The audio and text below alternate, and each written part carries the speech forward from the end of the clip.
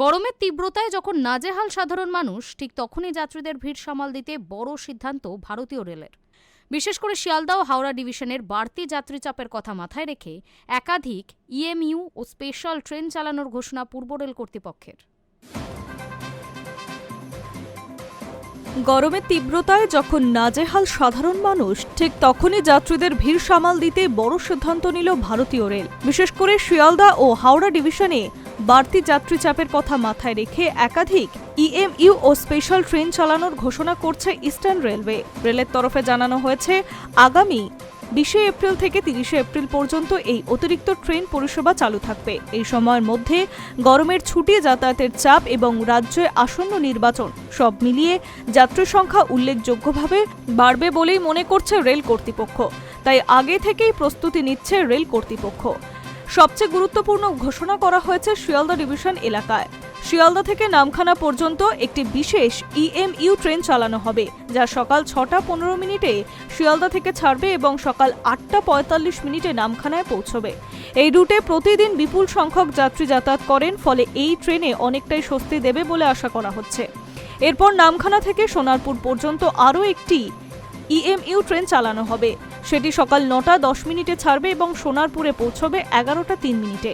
একইভাবে সোনারপুর থেকে ডায়মন্ড হারবার রুটেও নতুন ট্রেন চালু করা হচ্ছে।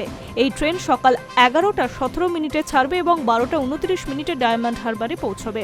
ফিরতি পথে থাকছে বিশেষ ব্যবস্থা। ডায়মন্ড হারবার থেকে শিয়ালদহ পর্যন্ত একটি স্পেশাল ট্রেন চালানো হবে, যা দুপুর 12টা 38 মিনিটে ছাড়বে এবং দুপুর 2টো 23 মিনিটে শিয়ালদহ স্টেশনে পৌঁছবে। প্রতিদিনের যাত্রীদের চাপ কমাতে এই অতিরিক্ত পরিষেবা গুরুত্বপূর্ণ ভূমিকা নেবে বলেই মনে করা হচ্ছে। শুধু শিয়ালদহ ডিভিশনে নয়, হাওড়া ডিভিশন এলাকাতেও একাধিক পদক্ষেপ নেওয়া হয়েছে।